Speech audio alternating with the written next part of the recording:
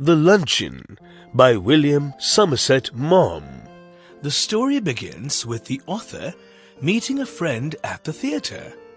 He recounts his first meeting with her 20 years ago in Paris. She had written to him after having read a book by him. They exchanged letters and decided to meet for lunch at Foyot's, an expensive restaurant which was frequented by senators. Foyot's was beyond what the author could afford, but to flatter the woman, he agreed. His reader was a woman of about 40 years of age and was talkative. The author was shocked that the dishes were priced higher than he had been expecting.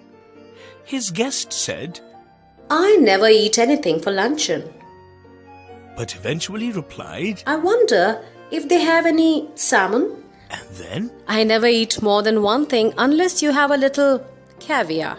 I never mind caviar." he was not sure if he could afford caviar, but he didn't say anything.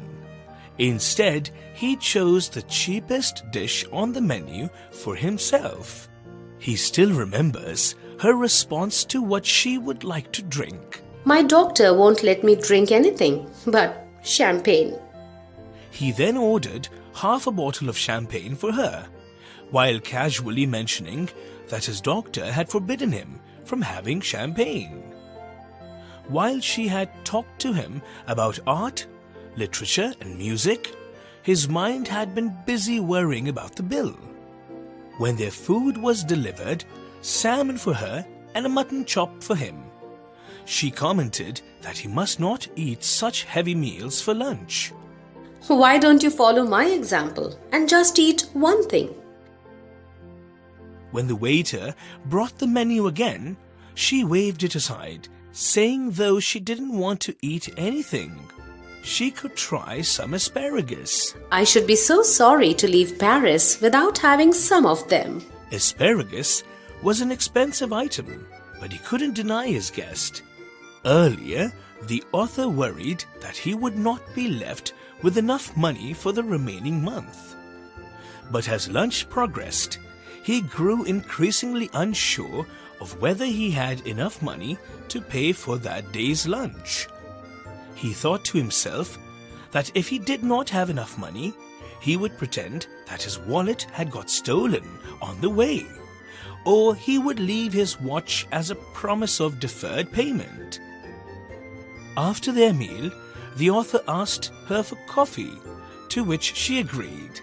He then ordered 2 coffees and an ice cream. While they waited, the waiter served a large basket of peaches. The author's panic increased. He knew how expensive peaches were in the market. However, when the bill came, the author realized he had enough money to cover the bill, but not enough for a proper tip. He left his last 3 francs as the tip. As they bid farewell, she suggested him to not eat more than one thing for lunch, even though she herself had ordered 3 different things. The frustrated author retorted, "I'll do better than that. I'll eat nothing for dinner tonight." Coming back to the present, the author says that even though he is not a vindictive man, he has not failed to notice that she now weighs 21 stones.